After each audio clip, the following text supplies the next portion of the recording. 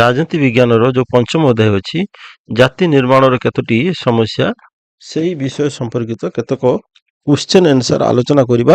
ଏଠି ଆଉ କୌଣସି MCQ କରିବାନି, ସିଧାସଳଖ ଆମେ କ'ଣ କରିବା, କ୍ୱେଶ୍ଚେନ୍ ଏବଂ ତାର ଆନ୍ସର ଗୁଡ଼ିକ ଦେଖିବା, ଯାହାଫଳରେ କି ଆମେ ଅତି କମ୍ ସମୟ ମଧ୍ୟରେ ଅନେକ ଗୁଡ଼ିଏ କ୍ୱେଶ୍ଚେନ୍କୁ ଆଲୋଚନା କରିପାରିବା। ପ୍ରଥମ କ୍ୱେଶ୍ଚେନ୍ଟି ଅଛି, ନେସନ୍ ଶବ୍ଦଟି ଲାଟିନ୍ ଶବ୍ଦ କେଉଁ ଲାଟିନ୍ ଶବ୍ଦରୁ ଆସିଅଛି? ତାର ସଠିକ୍ ଆନ୍ସର ହେବ ନେସିଓ। তারপর নেক্সট কোশ্চেন ଅଛି, ନେସିଓର ଅର୍ଥ କ'ଣ? ନେସିଓର ଅର୍ଥ ହେଉଛି କ'ଣ ନା ଜନ୍ମ। ଜାତି ନିର୍ମାଣ କି ପ୍ରକାର ଐତିହାସିକ ପ୍ରକ୍ରିୟା? ଜାତି ନିର୍ମାଣଟା ଏକ ବ୍ୟାପକ ଐତିହାସିକ ପ୍ରକ୍ରିୟା। ତାପରେ ଅଛି, ଜାତି ନିର୍ମାଣର ଗୋଟିଏ ମୁଖ୍ୟ ଉପାଦାନ କ'ଣ? ଗୋଟିଏ ମୁଖ୍ୟ ଉପାଦାନ ହେଉଛି କ'ଣ ନା ଜନସମୂହ। ତାପରେ ହେଉଛି, ପାଲ୍ ଜେମ୍ସିଙ୍କ ମତରେ ଜାତି ନିର୍ମାଣର ପ୍ରଥମ ଉପାଦାନଟି କ'ଣ? ପାଲ୍ ଜେମ୍ସିଙ୍କ ମତରେ ଜାତି ନିର୍ମାଣ ପ୍ରଥମ ଉପାଦାନଟି ହେଉଛି ଭାଗିଦାର। ତାପରେ ଆମେ ଦେଖିବା କ'ଣ ନା ଜାତି ନିର୍ମାଣର ଏକ ପ୍ରମୁଖ ଆହ୍ୱାନ କ'ଣ? ନା ପ୍ରମୁଖ ଆହ୍ୱାନ ହେଉଛି ଗୋଟେ କ'ଣ? ଆତଙ୍କବାଦ। ନିଜର ଧର୍ମ ପ୍ରତି ଅହୈତୁକ ଅନୁରକ୍ତି ରଖିବାକୁ କ'ଣ କୁହାଯାଏ? ନିଜର ଧର୍ମ ପ୍ରତି ଅହୈତୁକ ଅନୁରକ୍ତି ରଖିବାକୁ ସାମ୍ପ୍ରଦାୟିକତା କୁହାଯାଏ। ସାମ୍ପ୍ରଦାୟିକତା କାହାକୁ ଅସ୍ୱୀକାର କରେ? ସାମ୍ପ୍ରଦାୟିକତା ଧର୍ମ ନିରପେକ୍ଷତାକୁ ଅସ୍ୱୀକାର କରେ। ମୁସଲିମ ଲିଗ୍ କେବେ ଗଠିତ ହୋଇଥିଲା? ନା ମୁସଲିମ ଲିଗ୍ ତମର କ'ଣ ହେଇଥିଲା ନା 1906 ମସିହାରେ ଗଠନ ହୋଇଥିଲା। ବ୍ରିଟିଶ ସରକାର କେବେ କମ୍ୟୁନାଲ ଆୱାର୍ଡ ଘୋଷଣା କରିଥିଲେ? ବ୍ରିଟିଶ ସରକାର 1932 ମସିହାରେ କମ୍ୟୁନାଲ ଆୱାର୍ଡ ଘୋଷଣା କରିଥିଲେ। ସାମ୍ପ୍ରଦାୟିକତା ସୃଷ୍ଟିର ଏକ କାରଣ କ'ଣ? ସାମ୍ପ୍ରଦାୟିକତା ସୃଷ୍ଟିର କାରଣ ହେଉଛି ମୌଳିକତାବାଦ। ତାପରେ ଆମେ ଦେଖିବା, ଧର୍ମର ରାଜନୀତିକରଣ କାହାକୁ ଜନ୍ମ ନିଏ? ଧର୍ମର ରାଜନୀତିକରଣ ସାମ୍ପ୍ରଦାୟିକତାକୁ ଜନ୍ମ ଦେଇଥାଏ। ତାପରେ ଦେଖିବା, ସାମ୍ପ୍ରଦାୟିକ ଦୂରୀକରଣର ଏକ ଉପାୟ କ'ଣ? ନା ସାମ୍ପ୍ରଦାୟିକ ଦୂରୀକରଣ ଉପାୟ ହେଉଛି ଶିକ୍ଷା। ଯେତେ ଶିକ୍ଷାର ପ୍ରସାର ହେବ, ସାମ୍ପ୍ରଦାୟିକତା କ'ଣ ହେବ? କମିଯିବ। ତାପରେ ଦେଖିବା, କାଷ୍ଟ ଶବ୍ଦଟି ପର୍ତ୍ତୁଗୀଜ କେଉଁ ଶବ୍ଦରୁ ଆସିଛି? ନା କାଷ୍ଟା ଶବ୍ଦ। ଏବଂ ତାପରେ ହେଉଛି, କାଷ୍ଟା ଶବ୍ଦର ଅର୍ଥ କ'ଣ? ନା କାଷ୍ଟା ଶବ୍ଦର ଅର୍ଥ ହେଉଛି ଜାତି। ଭାରତୀୟ ସମାଜର ସଂରଚନା କାହା ଉପରେ ପର୍ଯ୍ୟବେସିତ? ନା ଜାତି ଉପରେ ହିଁ ପର୍ଯ୍ୟବେସିତ। ରାଜନୀତିରେ ଜାତିର ପ୍ରଭାବକୁ କ'ଣ କୁହାଯାଏ? ନା ଜାତୀୟତାବାଦ କୁହାଯାଏ। ଜାତୀୟତାବାଦ କାହା ପାଇଁ ବିପଦ? ନା ଗଣତନ୍ତ୍ର ପାଇଁ ବିପଦ। ଜାତୀୟତାବାଦର ଏକ କାରଣ କ'ଣ? ନା ଅଶିକ୍ଷା। ତାପରେ ଦେଖିବା, କେଉଁଠାରେ ଜାତୀୟତାବାଦ ଅଧିକ ଦେଖାଯାଏ?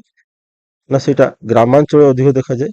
ତାପରେ ଦେଖିବା, ନିର୍ବାଚନରେ ପ୍ରାର୍ଥୀ ଚୟନ କାହା ଭିତ୍ତିରେ ହୋଇଥାଏ? ନିର୍ବାଚନରେ ପ୍ରାର୍ଥୀ ଚୟନ ଭାରତରେ ଜାତି ଭିତ୍ତିରେ ହୋଇଥାଏ। ଜାତି ଓ ଜାତୀୟ ଦଳ ରାଜନୀତି କାହାର ଏକ ଅଂଶ? ନା ଜାତୀୟତାବାଦର। ନିଜର ଅଞ୍ଚଳ ପ୍ରତି ଅହୈତୁକ ଅନୁଗତ୍ୟ କ'ଣ? ନା ସେଇଟା ହେଉଛି ନିଜ ଅଞ୍ଚଳ ପ୍ରତି ଅହୈତୁକ ଆନୁଗତ୍ୟ ହେଉଛି ଆଞ୍ଚଳତାବାଦ।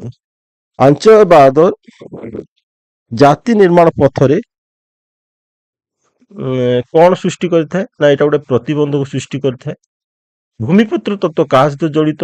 ଆଞ୍ଚଳତାବାଦ ସହିତ ଜଡ଼ିତ। ମନେ ରଖିବ, ଏଗୁଡ଼ା ସବୁ MCQ ହେଇକି ଆସିବ, କିନ୍ତୁ କମ୍ ସମୟରେ ଅଧିକ ଡିସ୍କସନ୍ କରିବା ପାଇଁ ଏଠି କ'ଣ କରାହେଉଛି? ଡାଇରେକ୍ଟ ସିଧାସଳଖ କ'ଣ ହେଉଛି? ଆନ୍ସରଟି କହିଦିଆହେଉଛି। ତାପରେ ବ୍ରିଟିଶ ଶାସକଙ୍କର ନୀତି କ'ଣ? ବ୍ରିଟିଶ ଶାସକଙ୍କର ନୀତି ହେଉଛି ବିଭାଜନ। ତାଙ୍କର ଡିଭାଇଡ୍ ଆଣ୍ଡ ରୁଲ୍ ତାଙ୍କର ହେଉଛି କ'ଣ? ତାଙ୍କ ନୀତି। ପଞ୍ଜାବର ଅକାଳୀ ଦଳ କି ପ୍ରକାର ଦଳ? ଅକାଳୀ ଦଳ ଏକ ଆଞ୍ଚଳିକ ଦଳ। 1956 ମସିହାରେ ଭାରତରେ କେତୋଟି ରାଜ୍ୟ ଗଠିତ ହୋଇଥିଲା? 14ଟି ରାଜ୍ୟ। ଭାରତରେ ବର୍ତ୍ତମାନ କେତୋଟି ରାଜ୍ୟ ଅଛି? 28ଟି ରାଜ୍ୟ। 8ଟି କେନ୍ଦ୍ରଶାସିତ ଅଞ୍ଚଳ, 28ଟି ରାଜ୍ୟ ଅଛି। ତେଲେଙ୍ଗାନା ରାଜ୍ୟ କେବେ ଗଠିତ ହୋଇଛି? ନା ତମର କେତେ 2014ରେ ଗଠିତ ହୋଇଛି। ହିନ୍ଦୀ ଭାଷା ବିରୋଧୀ ଆନ୍ଦୋଳନ କେଉଁଠାରେ ହୋଇଥିଲା? ନା ତାମିଲନାଡୁ ଠାରେ ହୋଇଥିଲା। କାବେରୀ ନଦୀ ଜଳ ବିବାଦ କେଉଁମାନଙ୍କ ମଧ୍ୟରେ କ'ଣ ହେଉଛି ହୋଇଅଛି? କାବେରୀ ନଦୀ ଜଳ ବିବାଦ ରାଜ୍ୟମାନଙ୍କ ଭିତରେ ସଂଗଠିତ ହୋଇଛି।